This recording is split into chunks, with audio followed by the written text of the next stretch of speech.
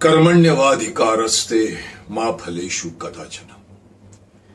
गीता का ये श्लोक है, बहुत मशहूर श्लोक है। मैं समझता हूं हर बंदा इस श्लोक को जानता होगा। कुरुक्षेत्र के मैदान में गीता उपदेश देते हुए श्री कृष्ण ने अर्जुन से कहा था, अर्जुन कर्मण्यवाधिकारस्ते मां फलेषु कदाचन। तुम्हारा अधिकार सिर्फ कर्म करने पर है, फल पर तुम्हारा कोई अधिकार नहीं है। मैं समझता हूं आज अगर हर बंदा, हर शख्स, हर स्ट्रगलर, चाहे वो हमारी इंडस्ट्री का हो, चाहे वो किसी और भी इंडस्ट्री का हो, अगर इस श्लोक को याद रखे और उसकी मीनिंग समझ जाए तो मैं समझता हूं इस दुनिया में कोई आदमी डिप्रेशन में नहीं जाएगा, कोई बंदा सुसाइड करने पर आमादा नहीं होगा। क्योंकि यह श्लोक साफ कहता है कि आपको सिर्फ कर्म करने का अधिकार दिया है, फल की आशा मत रखो। आप कर्म करो, आगे बढ़ के दूसरा कर्म करो, फिर आगे बढ़ के तीसरा कर्म करो।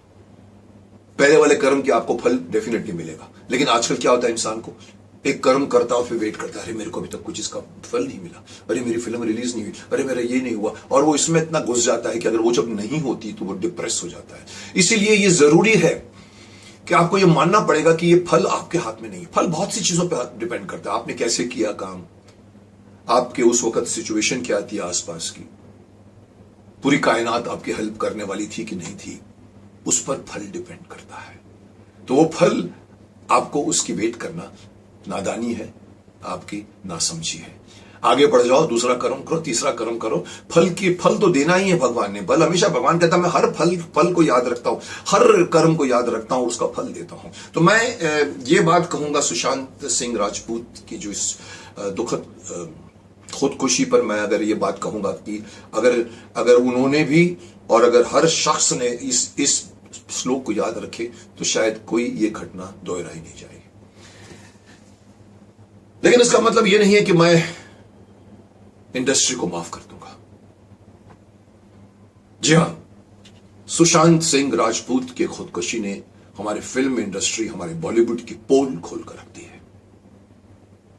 ऐसे लगने लगा है जैसे लोगों को भी दिमाग में ये डर बैठ रहा है। और ये हमारा सोशल मीडिया, आपको मालूम है कुछ भी होता तो सोशल मीडिया में तो उसको पहुंचा देते हैं देश के कोने कोने तक, और वहां सब ये बातें उठ रही हैं कि क्या हमारी बॉलीवुड इंडस्ट्री, जो लोग अपने घरों को छोड़कर आते हैं, छोटे छोटे गांव खेड़ों से आते हैं, क्या उसके लिए, उनके लिए ये मुंबई नगरी, ये बॉलीवुड सुरक्षित जगह रह गई है या नहीं? अगर ऐसे सुसाइड होते रहें तो कोई भी अपने बेटे को नहीं भेजेगा मुंबई में।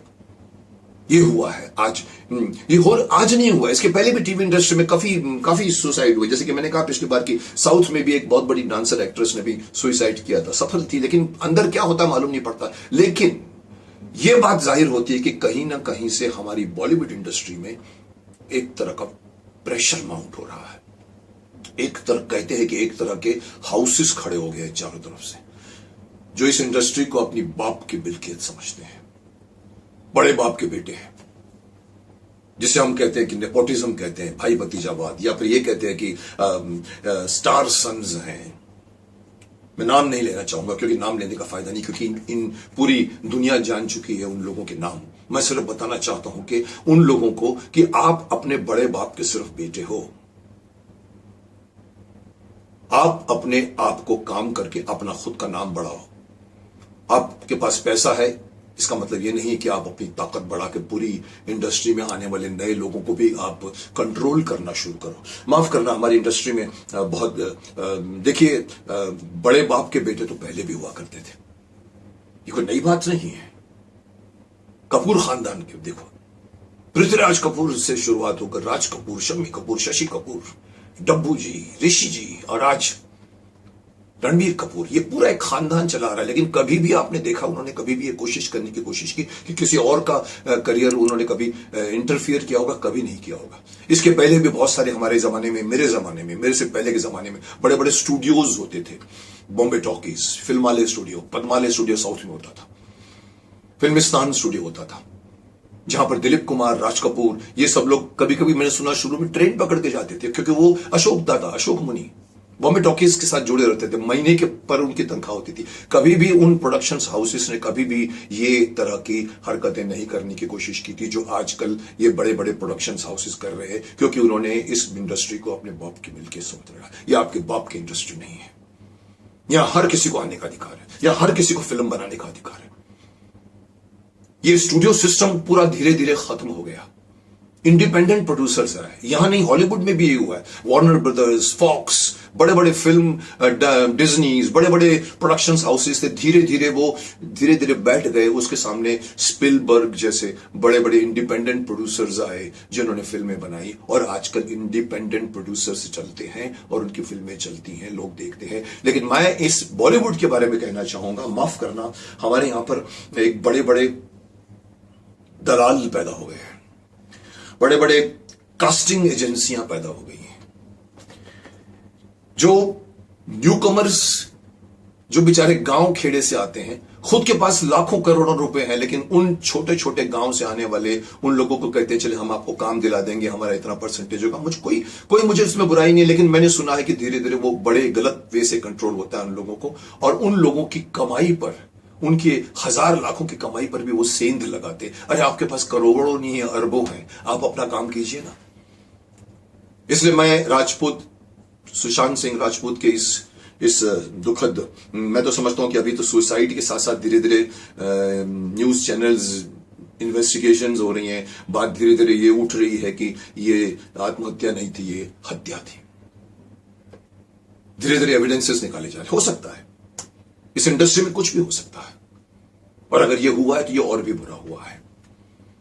तो मैं सिर्फ यही नहीं कहूंगा कि आप अपने आप को अपनी एम्बिशन मत बढ़ाओ, बिकॉज मैं पहले भी कह चुका, एम्बिशंस ओवर एम्बिशंस नहीं होनी चाहिए जो सुशांत सिंह राजपूत में थी। लेकिन मैं कहता हूं एम्बिशंस है, सपने हैं, तो उन सपनों को खुद ब खुद भगवान नहीं करेगा। लेकिन ये कौन होते हैं जो बड़े बड़े सो कॉल्ड प्रोडक्शन हाउसेस हैं जो कहते हैं कि हम आपकी फिल्म को रिलीज नहीं होने देंगे। आप उनके नेक्सस बन गए, एक तरह का माफिया गैंग बन गया है। 4-5 बड़े बड़े प्रोडक्शन हाउसेस हैं, नाम नहीं लूंगा क्योंकि मुझे मालूम है सबको नाम पता है उसका। आप इस ग्रुप में है, उस ग्रुप में है, इस ग्रुप में है, इस ग्रुप में है। आप इस ग्रुप में है तो वो ग्रुप आपको काम नहीं देगा। आपने उस ग्रुप में यहां पर 3-3, 5-5 फिल्मों के लिए नए उभरते हुए कलाकार को साइन कर लिया जाता है, कॉन्ट्रैक्ट दिया जाता है कि आप हमारे साथ 5 फिल्में करेंगे। अच्छा लगता है, वो एक्टर भी सुरक्षित महसूस करता है, लेकिन उसके पीछे आप बाहर कहीं कोई फिल्म नहीं कर पाएंगे। पर अगर इसी प्रोडक्शन हाउस ने उसी फिल्मों से अगर मजाक करना शुरू कर दिया, नहीं बनाया, तो आप कहां जाएंगे? ये हुआ है सुशांत सिंह राजपूत के साथ, यही हुआ है। 7 फिल्में उसकी छीन ली गई। आज की जो लेटेस्ट फिल्म जो उसकी बनी थी, शायद ड्राइव करके फिल्म था, मुझे प्रॉपर नाम नहीं मालूम, उस फिल्म को थिएटर में नहीं जाने दिया गया, उसको नेटफ्लिक्स में या अमेजॉन में रिलीज किया गया। क्यों? क्या आपके पास कैपेसिटी नहीं थी? इतना बड़ा प्रोडक्शन हाउस था कि वो थिएटर में रिलीज नहीं कर सकता? क्या उसको थिएटर नहीं मिलते? सारे थिएटर कंट्रोल करते हैं ये बड़े बड़े प्रोडक्शन हाउसेस। क्या उनके पास वो थिएटर नहीं थे कि उन्होंने उस फिल्म को डाल दिया नेटफ्लिक्स में? इसके पीछे बुरा इरादा दिख रहा है। वो चाहते थे कि इसकी फिल्म जो है वो सिर्फ सोशल मीडिया पे रह जाए, वो टीवी में फिर से काम करने लग जाए। ये आरोप लगाए जा रहे हैं, मैं नहीं बोल रहा हूं, मैं पढ़ रहा हूं। मुझे देखिए, हम जो कुछ देखते हैं, सुनते हैं, उसके ऊपर रिएक्ट करते हैं, और अगर ये सच है तो बहुत ही निंदनीय है, बहुत ही गलत है, बहुत ही आपराधिक है। ये इसकी जांच होनी चाहिए, इसको बंद किया जाना चाहिए, इसके ऊपर कंट्रोल होना चाहिए। इन सारे लोगों को जो अपने इस इंडस्ट्री को अपनी इंडस्ट्री समझते हैं और वो कहते हैं कि अगर तुम हमारे साथ नहीं हो तो तुम किसी के साथ भी नहीं हो।